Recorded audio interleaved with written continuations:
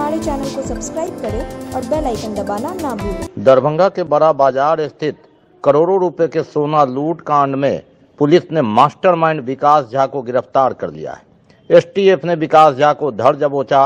विकास झा की संलिप्तता हाजीपुर और मुजफ्फरपुर में कई किलो सोना लूट कांड में शामिल है। पुलिस की बात माने तो एसएसपी बाबूराम के अनुसार विकास झा ने इन दोनों लूट कांड में शामिल होने की बात स्वीकार कर लिया है और तीसरे का प्रमाण पुलिस के पास है। यानी विकास झा ने ये कबूल तो नहीं किया, लेकिन पुलिस के पास जो साक्ष्य है उसके अनुसार सबसे पहले कन्हैया ने सोना लूट कांड की सोची, उसने फिर भूषण सहनी को मिलाया, भूषण सहनी ने मनीष सहनी को मिलाया, मनीष सहनी ने विकास झा को इन्वॉल्व किया। प्लानिंग इतना नेटवर्क तेज था कि एक नेटवर्क प्लानिंग में था, दूसरा नेटवर्क लूटने में था, तीसरा नेटवर्क सोना खपाने में है। पूर्व की बात माने तो सोना लूटकांड में इसके गिरोह के तार समस्तीपुर से लगातार जुड़े रहे और हाजीपुर समस्तीपुर के बीच की कड़ियों में कई किलो सोना समस्तीपुर में खपाया गया। यहां तक कि 1 किलो सोना दरभंगा के बाजितपुर में एक सोनार के पास खपाया गया, जिसे गिरफ्तार कर लिया गया है। हालांकि ताजा बरामदगी में पुलिस को जो सामान मिला है समस्तीपुर में वो मात्र 126 ग्राम है, साथ में गांजा है, लेकिन सोना जो 126 ग्राम है उसके तार हाजीपुर लूटकांड से जुड़े हुए हैं। 9 दिसंबर को हुई लूटकांड की चर्चित घटना के बाद पुलिस पर कई आरोप आक्षेप और सवाल उठ रहे हैं और इसी सवाल की कड़ी में लगातार आलोचनाओं का बाउंसर झेल रही पुलिस ने थोड़ी राहत की सांस ली है। 9 गिरफ्तारी के अलावा उसके हाथ में कुछ नहीं था और ऐसे में विकास झा की गिरफ्तारी के बाद पुलिस ने दावा किया है कि अनुसंधान में कई बाधाएं हो सकती है, जिसके कारण वे पूरी बात नहीं बता रहे हैं, लेकिन इस कड़ी का हर तार जुड़ा मिल गया है। जल्द ही सोना भी बरामदगी होगी और अन्य अपराधी जो सीसीटीवी में दिख रहे हैं, एक अलग नेटवर्क है, उसकी भी गिरफ्तारी जल्द होगी, पुलिस के शिकंजे में होंगे। मालूम रहे कि जेल में भूषण सहनी, मनीष सहनी और विकास झा की मुलाकात 3 साल पहले हुई थी और विकास झा बड़े बड़े घटना को अंजाम दे रहा था। उसी घटना को देखकर इसके मन में भी लालच हुआ। दरभंगा में मुथूट फाइनेंस की लूट की योजना इसने बनाने की सोची, लेकिन अत्यधिक सुरक्षा होने के कारण उसने प्लान बदल लिया और प्लान कन्हैया का ही काम आया। पुलिस की माने तो कन्हैया ने ही अंदर की सारी बातें बताई, लाइजनर का काम किया और अंदर की सारी खुफिया रिपोर्ट कि सोना कहाँ रखा रहता है, कितने लोग रहते हैं और कैसे सोना लूट के सुरक्षित निकला जा सकता है, ये जानकारी कन्हैया ने ही दी। उसके बाद एक योजना बनी कि जो लोग मुजफ्फरपुर लूटकांड में थे, जिनकी सीसीटीवी कैमरे में कैद हो गई थी, वो लोग इस लूट की घटना को अंजाम नहीं देंगे। एक नई टीम होगी जो इस घटना को अंजाम देगा और एक ढाबा है जहां अपराधियों का आना जाना रहता है। विकास झा ने इसी लूटकांड के पैसे से वो ढाबा खोला था। वहां लोग इकट्ठे हुए और उसके बाद व्हाट्सएप पर मोबाइल कॉल करके इन्होंने सिर्फ ये जानकारी दी कि काम सक्सेसफुल हो गया। कुख्यात अपराध कर्मी विकास झा की गिरफ्तारी मुंगेर पुलिस और एसटीएफ के सहयोग से की गई। यहाँ पर 9 दिसंबर को बड़ा बाजार में एक स्वर्ण व्यवसायी के यहाँ सोना लूट की एक बड़ी घटना घटित हुई थी। इस क्रम में पहले भी लाइनर और कुछ लोगों को गिरफ्तार करके जेल भेजा गया है। इस अनुसंधान के क्रम में एक नई चीज़ सामने आई थी कि विकास कुमार झा, जो कि सोना लूट का कुख्यात अपराधी है, उसकी इसमें संलिप्तता के कुछ साक्ष्य मिले थे। इसकी गिरफ्तारी हुई और इससे पूछताछ हुई। पूछताछ में इसने पुराने भी कई कांड का खुलासा किया है, जिसमें हाजीपुर में 55 किलो सोना लूट कांड और मुजफ्फरपुर में 30 किलो से अधिक सोना लूट कांड की बात स्वीकार की है। उन सोना को कैसे इन्हें डिस्पोज ऑफ किया, कहाँ कहाँ पे रखा, किसको बेचा, ये विस्तार से जानकारी दी गई है। पुराने लूटे गए सोना में से 126 ग्राम सोना समस्तीपुर में बरामद भी हुआ है, उसमें भी कुछ गिरफ्तारियाँ हुई हैं। दरभंगा में भी उस सोना को एक सुनार को बेचे जाने की बात बताई है, जिसमें 22 लाख रुपये इसको प्राप्त हुए थे। उस पैसे को इसने बाइक खरीदने, एक ढाबा खोलने और ईंट भट्टा में इन्वेस्ट करने की बात बताई है। इसके द्वारा बताया गया कि 1 साल पहले दरभंगा में शिफ्ट हुआ था और यहाँ पे मुथूट फाइनेंस में लूट करने की योजना बनाई गई थी, लेकिन वहाँ कड़ी सुरक्षा को देखते हुए उस विचार को उन्होंने छोड़ दिया। फिर ये भूषण सहनी के संपर्क में आया। भूषण सहनी और इनका रिश्तेदार मनीष सहनी और विकास कुमार झा 2017 में वैशाली जेल में इकट्ठे एक साथ रह चुके हैं। पहले से एक दूसरे में इनको परिचय था। यहाँ पर कन्हैया कुमार शाह के द्वारा भूषण सैनी के साथ मिलकर जब अलंकार ज्वेलर में लूट की बात की गई तो भूषण सैनी के द्वारा ही विकास कुमार झा को इस बारे में सूचना दी गई और उसको इस प्लान में शामिल किया गया। इसके बाद भूषण सैनी और मनीष सैनी ने वैशाली के अपराधियों को इस योजना में सम्मिलित किया। विकास कुमार झा ने समस्तीपुर के अपने साथी अपराधियों को सम्मिलित किया और कन्हैया कुमार शाह ने अपने परिचित पूर्व अपराध कर्मी दिनेश यादव, जो कि जयनगर का रहने वाला है, उसको इस योजना में सम्मिलित किया। हालांकि ये मुखिया लोग ही बीच की कड़ियों को जोड़ रहे थे, लेकिन जो अन्य अपराध कर्मी बाद में इसमें शामिल हुए वो सभी लोगों को नहीं जान रहे थे। पूछताछ के क्रम में बात साबित हुई है, स्पष्ट हुई है कि जो दरभंगा जिला के काफ़ी अपराध कर्मियों को हमने इस केस में गिरफ्तार किया है, वो लोग योजना को जानते थे, लेकिन विकास झा और इसके साथियों के बारे में उनको जानकारी नहीं थी। अब इन गिरफ्तारी से काफ़ी कुछ नए तथ्य सामने आए हैं। इनके जो साथी समस्तीपुर के रहने वाले हैं, उनका नाम हम लोग अभी सार्वजनिक नहीं कर रहे हैं, लेकिन पूछताछ में इसने ये बात बताई है कि पहले से ही इसके फुटेज, इसके फ़ोटो वीडियो मुजफ्फरपुर पुलिस और वैशाली पुलिस के पास उपलब्ध थे। इसलिए इसने अपने साथियों को कहा कि ये पूरी प्लानिंग करेंगे, लाइजनिंग का काम करेंगे, लेकिन खुद से पीओ पे नहीं जाएंगे। और सारी बातचीत व्हाट्सएप कॉल के माध्यम से की गई। घटना के दिन 9 तारीख को यहाँ पर समस्तीपुर और वैशाली और जयनगर के कुछ अपराध कर्मी आए, जो कि इनका एक ढाबा है विकास कुमार झा का, जो अपराध कर्मियों के आने की दिशा और भागने की दिशा उसी तरफ है। वहीं पर सुबह में एकत्र हुए और उसके बाद लूट की घटना को अंजाम देकर सब लोग अपने अपने ठिकाना पर पहुँचने के बाद में विकास झा से सब लोगों ने इतनी बात की कि काम पूरी तरह सफल रहा है, सभी लोग सुरक्षित हैं। सोना को पूर्व योजना के अनुसार अभी छिपा दिया गया है और मामला ठंडा होने के बाद इसका बंटवारा किया जाएगा। उसके बाद इन लोगों की योजना थी कि जब पुलिस शांत हो जाए, हाथ पार मारने के बाद परेशान हो और निश्चिंतता के बाद सोना का बंटवारा होगा। इसी कड़ी में विकास झा पर जब पुलिस की निगाह पड़ी तो विकास झा ने यह सोच अपने घर लौटना उचित समझा कि ज्यादा दिन तक वह गायब रहेगा तो पुलिस उस पर सारे आरोप मढ़ देगी और अंततः सामान्य परिस्थिति दिखलाने के लिए विकास झा गांव आया और यहीं से एसटीएफ की नजर थी और वह एसटीएफ के हत्थे चढ़ गया। अब विकास की स्वीकारोक्ति और विकास के द्वारा बताए गए बयान पर ही पुलिस की सफलता निर्भर है, लेकिन जिस आत्मविश्वास से एसएसपी बाबूराम कह रहे हैं उससे लगता है कि 20 दिन तक लगातार आलोचना का बाउंसर झेल रही पुलिस के हाथ सुराग मिला है और जल्द ही अपराधियों को गिरफ्तार करने जो शेष अपराधी है, सीसीटीवी कैमरे में जो अपराधी दिख रहे हैं और कई किलो सोना, हीरे और नकदी जो लूटे गए थे उसमें से भी बरामदगी हो पाएगी। और इस क्रम में ये यहाँ पर बीच में 9 और 10 तारीख को यहाँ से गायब रहा। फिर ये इसको लगा कि अगर ये लगातार गायब रहेगा तो हो सकता है बाद में अनुसंधान के क्रम में अगर पुलिस को पता चलेगा तो पुलिस को उसके ऊपर शक हो सकता है, तो फिर ये वापस आ गया। लेकिन जैसे जैसे इसका नाम जांच में सामने आने लगा, ये फिर भाग के मुंगेर में जो इसका एक ईंट भट्टा है जहाँ पर पैसा इन्वेस्ट किया हुआ है वहाँ पर जाकर छिप कर रह रहा था। ये लाइनर के रूप में जो अंदर की बातें हैं वो कन्हैया कुमार शाह ने इनसे शेयर की। कन्हैया कुमार ने पहले अपने साथी भूषण सैनी से संपर्क किया, भूषण सैनी ने मनीष सैनी को बुलाया और भूषण सैनी और मनीष सैनी ने फिर बाद में इसमें विकास कुमार झा को शामिल किया। तो कड़ियाँ इस तरह से थी कि जो बाहर के लोग थे वो दूसरे जिला के अपराध कर्मियों को नहीं जान रहे थे, लेकिन बीच के जो 3-4 लोग हैं ये सभी लोगों को जान रहे थे। सूत्र बताते हैं कि सोना लूटकांड का मास्टरमाइंड विकास झा कई चरणों में इस घटना को अंजाम देता था, यानी जो प्लान बनाता था उसके मोबाइल से लूट वाले से बात नहीं होती थी। जो मास्टरमाइंड है, जो मेन मुख्य रचयिता है, उससे भी इन लोगों की उस मोबाइल से बात नहीं होती थी। लूटे गए सामान मात्र 2 या 3 लोगों के पास रहते थे, लेकिन उसका घर कहाँ है, वो कौन है, ये भी तीसरे लोग नहीं जान पाते थे। और फिर आराम से दूसरे राज्य में सोना खपाने का काम चलता था और यही से हाजीपुर लूटकांड हो या मुजफ्फरपुर का मुथूट फाइनेंस, ये दोनों सफल रहे।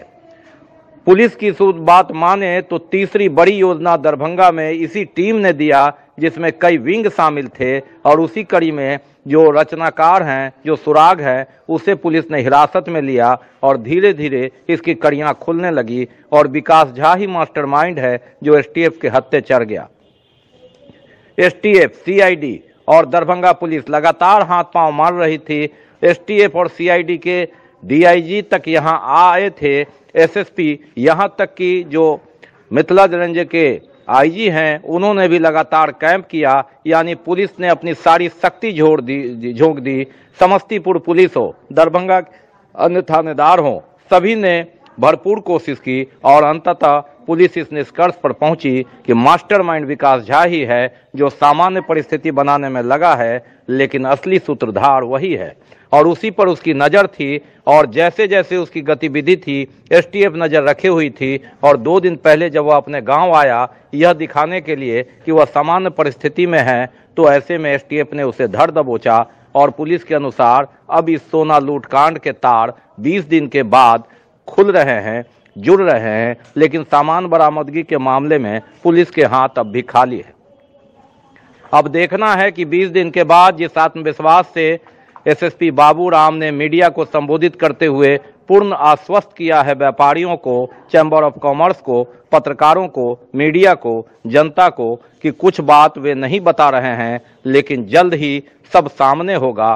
सोना का लूटी गई सोना भी बरामद कर ली जाएगी, नकदी भी बरामद होगा और जो सीसीटीवी में अपराधी दिख रहे हैं उनकी भी गिरफ्तारी होगी। यह पूछने पर कि जो सीसीटीवी में अपराधी दिख रहे हैं 8, उनमें से कोई गिरफ्तार है या नहीं, उन्होंने कहा कि यह बताने में अनुसंधान में बाधा हो सकती है। आप विश्वास रखिए, तार खुल गया है और जल्द ही सारे रहस्य जनता के सामने होंगे। पुलिस ने इसमें काफी मेहनत किया है। अभी जो लोग दुकान में अंदर घुसे जिन्होंने लूटपाट की, उन सबका नाम एड्रेस पुलिस को मिल चुका है, लेकिन अनुसंधान के कारणों से हम लोग उसको सार्वजनिक अभी नहीं कर रहे हैं। और इसके बताए अनुसार 2 अपराधकर्मी मुख्य हैं जिनके पास सोना होने की बात पता चली है। जल्दी उनकी गिरफ्तारी होगी, टीमें लगी हुई हैं। लेकिन कुछ चीज़ें ऐसी हैं जो हम लोग अभी डिटेल में जानकारी नहीं देना चाह रहे हैं। हालांकि ये स्पष्ट है कि विकास कुमार झा के द्वारा जो बताया गया है कि ये घटना में शामिल जो था, लेकिन दुकान के अंदर नहीं गया है, इस पर भी हम लोग जांच कर रहे हैं। जो फुटेज है अभी तक उसकी पहचान करवा रहे हैं, लेकिन जो शेष अपराधकर्मी इसके साथी हैं उनकी पहचान हो चुकी है। ये आइडिया कन्हैया कुमार शाह का ही था, लेकिन उसने अपने साथ भूषण को शामिल किया, भूषण ने मनीष को शामिल किया और भूषण और मनीष ने दोनों ने मिलकर विकास कुमार झा को शामिल किया। मामला अभी पूरी तरह खुल चुका है, नाम स्पष्ट हो चुके हैं और सिर्फ गिरफ्तारी बाकी है। तो सोना बरामद हुआ है वो समस्तीपुर के दलसिंह सराय थाना में इनका जो गांव है पगड़ा, वहाँ इनके ग्रामीण हैं, पुराने दोस्त हैं हेमंत झा। उसको उन्होंने सोना दिया था 2 किलो। 2 किलो में से हेमंत झा ने 1 किलो सोना ही वापस किया। 1 किलो सोना अपने पास रखे हुए था। समस्तीपुर पुलिस के सहयोग से वहाँ जब तलाशी ली गई तो वहाँ सिर्फ गांजा बरामद हुआ। और पूछताछ में हेमंत झा ने बताया कि सोना उन्होंने अपने रिश्तेदार बबलू झा, जो कि विभूतिपुर थाना क्षेत्र के रहने वाले हैं, उनके यहाँ रखा हुआ है। बबलू झा के यहाँ तलाशी ली तो वहाँ 126 ग्राम सोना और कुछ गांजा बरामद हुआ। और उन्होंने पूछताछ में बताया कि ये सोना 1 साल पहले से इनके पास रखा हुआ था। इन सभी लोगों को समस्तीपुर पुलिस को हैंडओवर कर दिया गया है अग्रतर कार्रवाई के लिए। इसके अलावा हमारे यहाँ वाजिदपुर थाना है, वहाँ पे एक सुनार की गिरफ्तारी हुई है, जिसको उन्होंने 1 किलो सोना बेचा था। बीमार नहीं रहा लाचार, हो रहा मुफ्त उपचार। हड्डी नस रोग से संबंधित गंभीर बीमारियों का मुफ्त में इलाज। इंतजार किसका, जाएं सर्राफ ऑर्थो एवं स्पाइन सेंटर और दर्ज कराएं प्रधानमंत्री जन आरोग्य योजना में अपना नाम। विश्व की सबसे बड़ी स्वास्थ्य सुविधाओं का उठाएं लाभ। आधुनिक ऑर्थोपेडिक सुविधा, ऑर्थोस्कोपी, स्पाइन सर्जरी, फ्रैक्चर का अत्याधुनिक इलाज। डॉक्टर SN सर्राफ, डॉक्टर अभिषेक सर्राफ, रीढ़ हड्डी और नस रोग विशेषज्ञ डॉक्टर प्रियंका बी सर्राफ, स्त्री और प्रसूति रोग विशेषज्ञ DMCH के सामने लहरियासराय। नल जल योजना में गड़बड़ी करने वाले की अब खैर नहीं। अनियमितता और गड़बड़ी पाए जाने पर होगी सीधे FIR। जिला अधिकारी के निर्देश के आलोक में उप विकास आयुक्त तनय सुल्तानिया ने बात करते हुए बुधवार को कहा कि सभी प्रखंड में नल जल योजना की हो रही है जांच। अनियमितता एवं गड़बड़ी करने वाले पर होगी प्राथमिकी दर्ज। नल जल योजना के कार्यों में जहां पर भी गड़बड़ी पाई जा रही है, जिला अधिकारी के निर्देशानुसार वहां पर FIR और नीलाम पत्र वाद दायर कर स्पष्टीकरण एवं अन्य कार्रवाई निरंतर कार्य हो रही है। प्रधानमंत्री आवास योजना में दरभंगा जिला में पिछले 3 महीना में लगभग 13,000 से भी अधिक घर पूर्ण किए गए हैं। अन्य कई महत्वपूर्ण बातों पर उप विकास आयुक्त की अध्यक्षता में बैठक आयोजित हुई। जिलाधिकारी महोदय के निर्देशानुसार निरंतर हम लोग हफ्ते में कम से कम 2 बार वरीय पदाधिकारी के हेतु के माध्यम से हर प्रखंड में नल जल योजना की जांच करवा रहे हैं, जिसमें योजना की पूर्णता एवं अगर योजना पूर्ण हो गई है और अभी पानी नहीं मिल पा रहा है लोगों को, तो उसके कारण को इम्प्रूव करने के लिए हम लोग निरंतर कैंप मोड से काम चला रहे हैं। इसी आलोक में हर शुक्रवार को कैंप भी लगाया जाता है, जिसमें एमबी जो अपलोड करना होता है एवं मापी पुस्त संधारण को लेकर कार्य होता है। जहां पर भी अनियमितता या गड़बड़ी पाई गई है, जिलाधिकारी महोदय के निर्देशानुसार वहां पे एफआईआर, नीलाम पत्रवाद, स्पष्टीकरण एवं अन्य कार्रवाई निरंतर करवाया जा रहा है। उससे काफी सुधार भी आया है। कई योजनाएं पूर्ण हुई हैं, जहां कुछ अभी भी अपूर्ण है उनको 31 दिसंबर तक का समय दिया गया है, अन्यथा फिर आगे कार्रवाई की जाएगी। प्रधानमंत्री आवास योजना में दरभंगा जिला में पिछले 3 महीने में हमने 19-20 वित्तीय वर्ष का लगभग 13,500 घर पूर्ण किए हैं।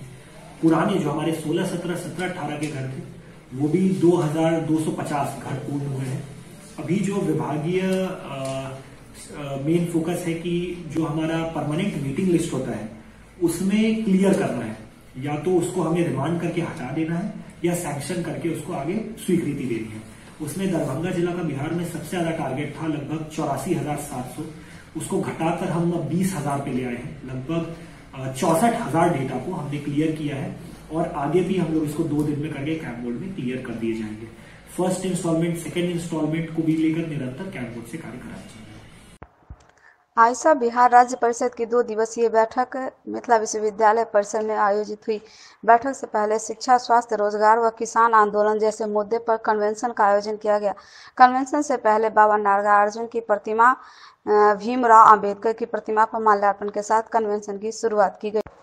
छात्र युवा कन्वेंशन को संबोधित करते हुए आयसा के राष्ट्रीय महासचिव व भाकपा माले के पालीगंज विधायक संदीप सौरभ ने कहा कि वर्तमान समय में आयसा ने पढ़ाई, कमाई, दवाई राष्ट्रीय अभियान लिया है। मोदी सरकार शैक्षणिक संस्थानों को बर्बाद कर देने पर तुली हुई है।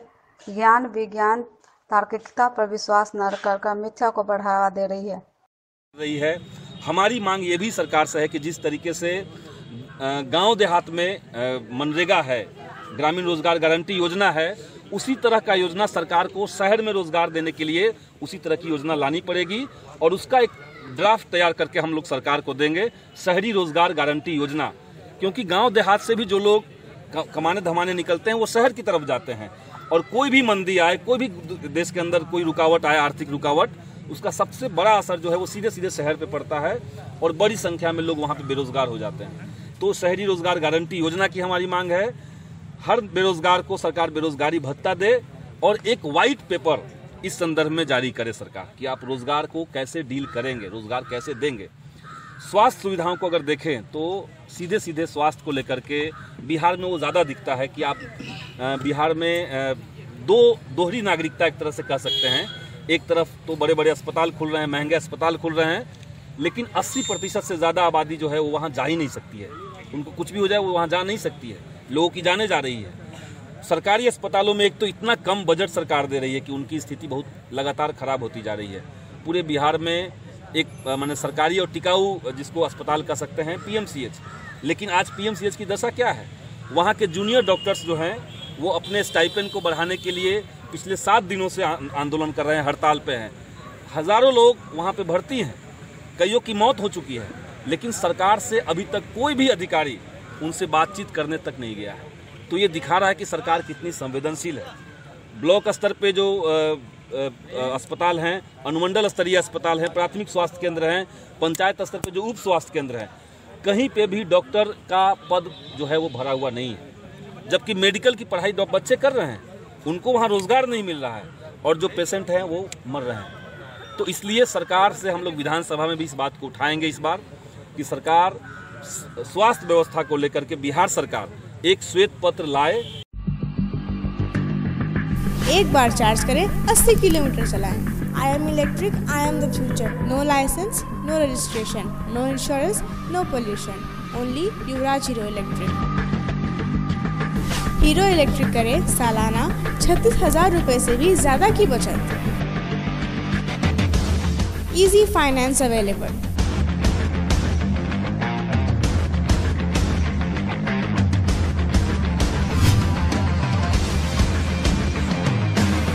हीरो इलेक्ट्रिक की बैग 37,000 से लेकर के 96,000 तक नई मॉडल उपलब्ध है। एक बार अवश्य पधारें।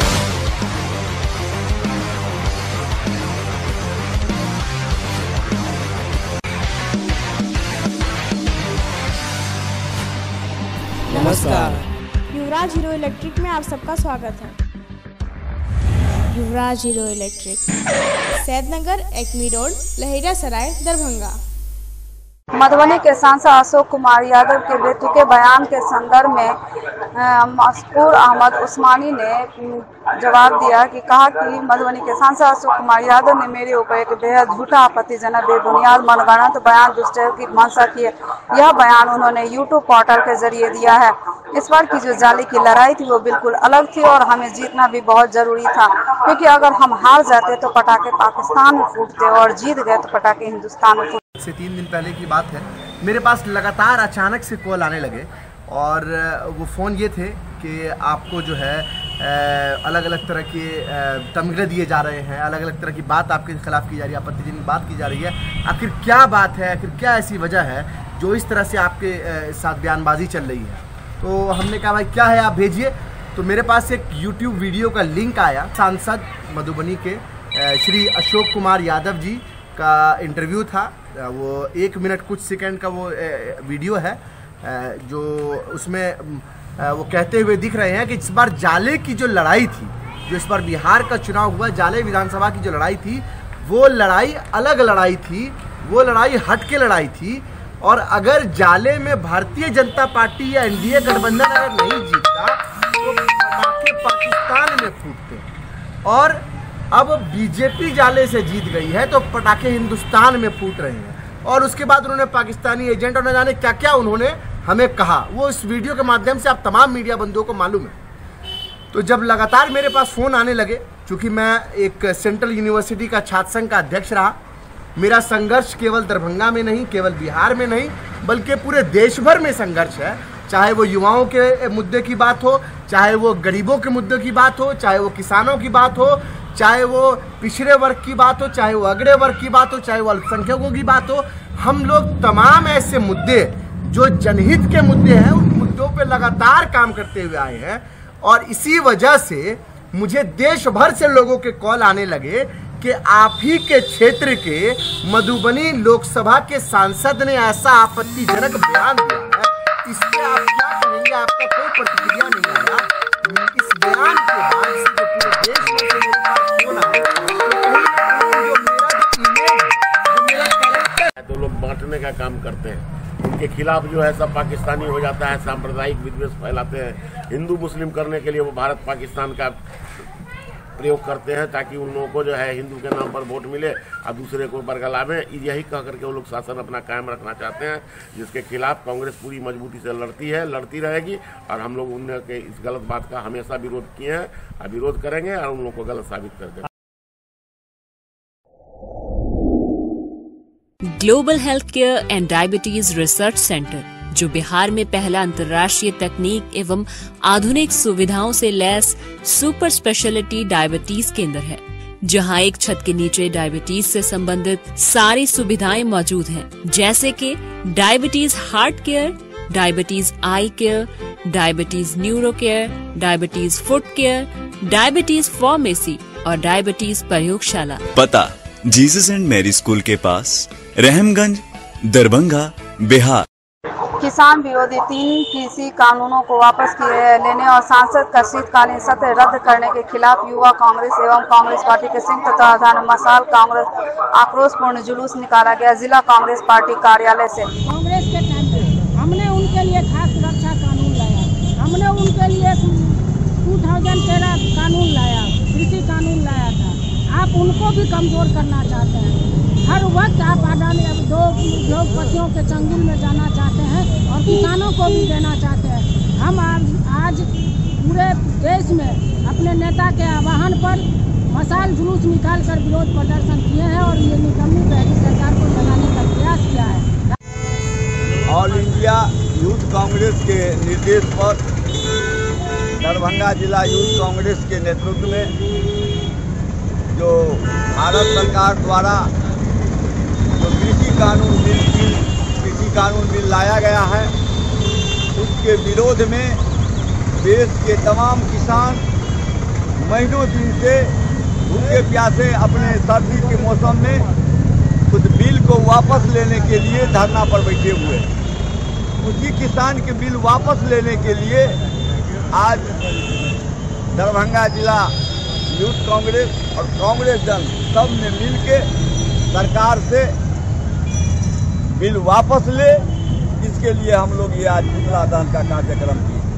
नगर थाना के सहयोग से गुदरी बाजार मछट्टा से इंपीरियल ब्लू के 375 ml का 3 बोतल, 180 ml का 38 बोतल, ऑफिसर चॉइस 180 ml का 12 बोतल एवं AX सॉफी 300 ml का 137 बोतल कुल 51.35 लीटर शराब बरामद किया गया और बादल कुमार नामक एक अभियुक्त को गिरफ्तार भी कर लिया गया। दरभंगा अस्पताल में एक अज्ञात व्यक्ति की मौत हो गई। वह लगभग 40 वर्ष का था। समझा जाता है कि बहुत दिनों से वह बीमार था, उसका कोई अता पता नहीं था। उसकी मौत के बाद पुलिस ने लाश को कबीर सेवा संस्थान को सौंप दिया गया, जहां भीगो शमशान घाट में विधिवत रूप से उसका संस्कार कर दिया गया।